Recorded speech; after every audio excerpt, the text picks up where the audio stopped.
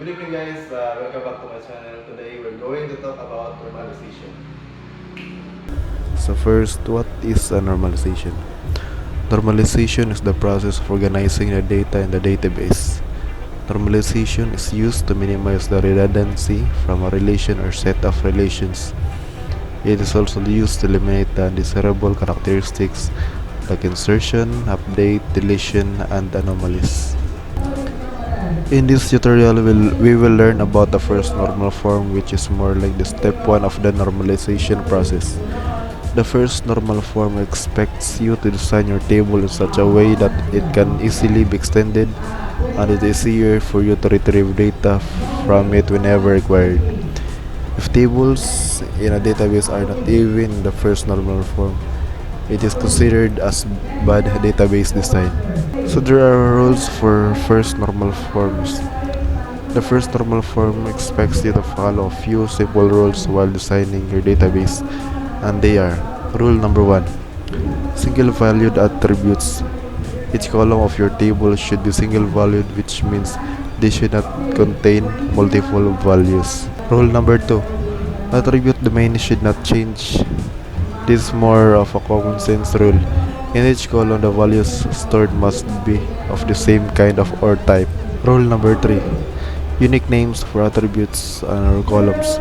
This rule expects that each column in a table should have a unique name. This is to avoid confusion at the same time of retrieving data or performing any other operation that the stored data. If one or more columns have same name, the database management system will be left confused. Rule number 4: order doesn't matter. This rule says that the order in which you store data in your the table doesn't matter.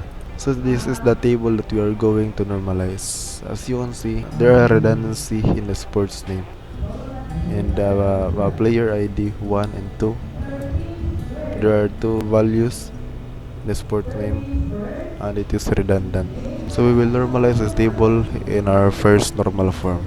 As you can see in our first normal form, we create a new column and separate the values that are redundant, the basketball and the soccer sport name. So we create another player ID. So we will now proceed in our second normal form. For a table to be in the second normal form, it must satisfy two conditions. The first is the table should be in the first normal form. And the second rule is there should be no partial dependency. What is partial dependency? For a simple table like player, a single column like player ID can uniquely identify all the records in a table. This is not true all the time. So now let's extend our example to see if more than one column together can act as a primary key.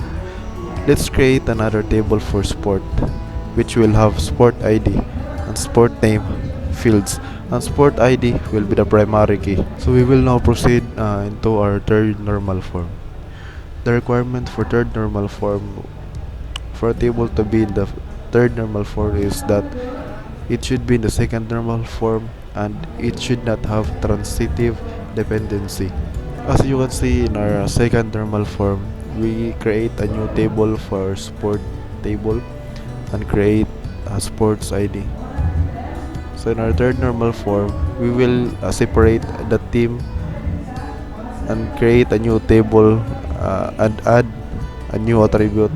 We will call it the team ID. The advantage of removing transitive dependency is that amount of data duplication is reduced and data integrity achieved. And that's all for today, guys.